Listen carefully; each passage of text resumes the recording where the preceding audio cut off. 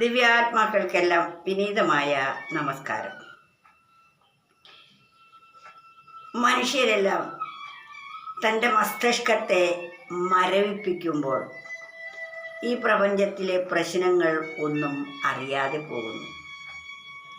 അപ്രകാരം മരവിപ്പിക്കുന്ന ഒന്നാണ് ലഹരി പദാർത്ഥങ്ങളെ കൊണ്ട് സാധിക്കുന്നത്. എന്നാൽ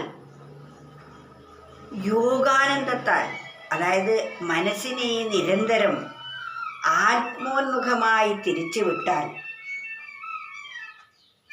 നമ്മുടെ ബാഹ്യമായ പ്രശ്നങ്ങൾ ഒന്നും നമ്മെ ബാധിക്കാതിരിക്കുകയും മനസ്സ് പരമമായ ആനന്ദ നിർവൃതിയിൽ ആറാടുകയും ചെയ്യും. അത് ഈ ലഹരി കഴിക്കുന്നവരുടേതിനേക്കാൾ എത്രയോ ഇരട്ടി ആനന്ദം തരുന്നതാണ്. അതിനാൽ ആ പരമാനന്ദം അനുഭവിച്ച ഒരു യോഗീശ്വരൻ ലഹരിക്ക് വേണ്ടി അടിപിടി കൂടുന്ന തുച്ഛമായ ആനന്ദത്തിന് വേണ്ടി ഉപയോഗിക്കുന്ന ആ വസ്തുവിനെ ഉപമിച്ചുകൊണ്ട് പറയുകയാണ്, കഞ്ചാവും കള്ളും കുടിച്ചിടാതെ നെഞ്ചകത്താനന്ദ കള്ളുണ്ട്, അഞ്ചാതെയായതു സേവിച്ചു കൊള്ളുകിൽ അഞ്ചും യമൻ നിന്നെ തീർച്ചയായും. എത്ര മഹത്തായ വരികളാണ് ഇതിലൂടെ നമുക്ക് വെളിവാക്കി തരുന്നത്. ജീവിതത്തിൻ്റെ വ്യർത്ഥമായ അവസ്ഥകളെ വരച്ചു കാണിക്കുകയും മഹത്തായ അവസ്ഥകളെ തിരിച്ച് നമുക്ക് കാട്ടിത്തരുകയും ചെയ്യുന്നു. കഞ്ചാവും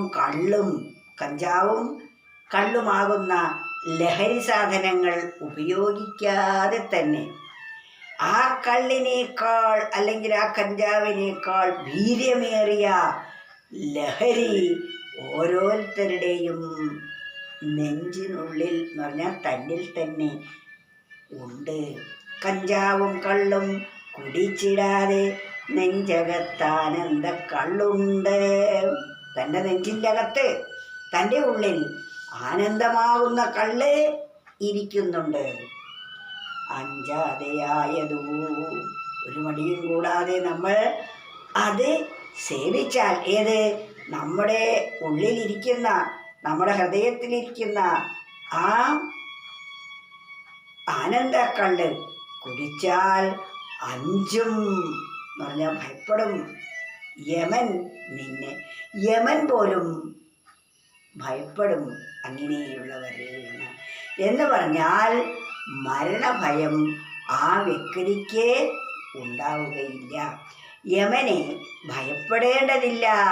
യമൻ അങ്ങനെയുള്ളവരെ വണങ്ങുകയാണ് ചെയ്യുന്നത്. യമൻ ഭയപ്പെടുത്തുകയില്ല, യമൻ അവരെ വണങ്ങുകയാണ് ചെയ്യുക. ആരെ? ആ കള്ള് കുടിച്ച ഒരാൾക്ക് നെഞ്ചകത്താനന്ദമാകുന്ന കള്ള് ആരാണോ അനുഭവിക്കുന്നത് അവർ. അത് നമ്മുടെ എല്ലാവരുടെയും അകത്തിരിക്കുന്നുണ്ട്.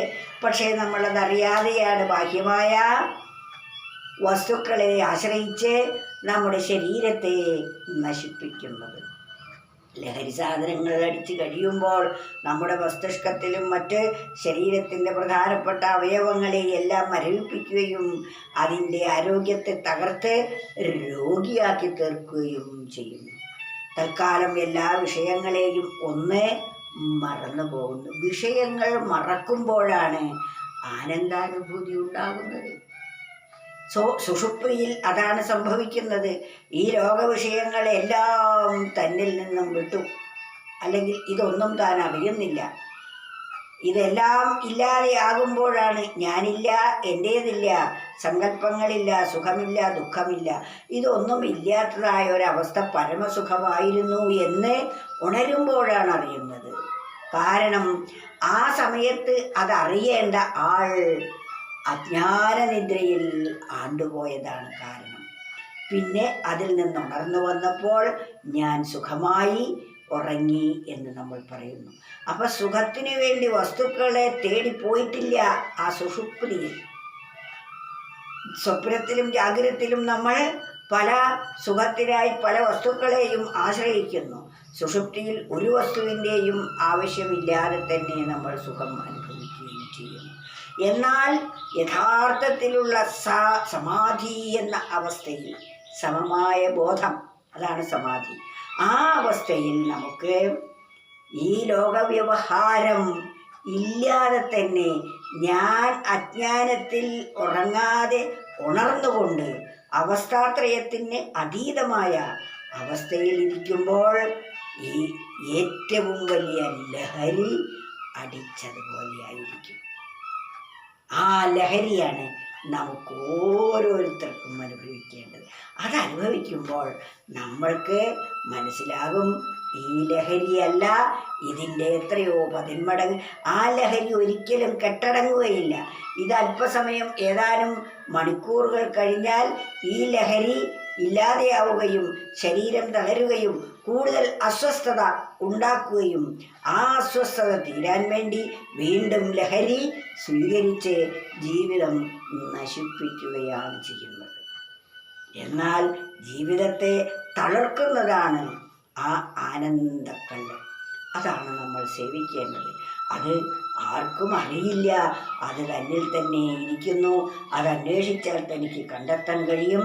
അതിനുള്ള പാകത വന്നവർക്ക് മാത്രമേ അത് അന്വേഷിക്കാനുള്ള ത്വര ഉണ്ടാവുകയുള്ളൂ. അതിനാൽ നാം അറിയേണ്ടതും ആരായേണ്ടതും അതുതന്നെയാണ്.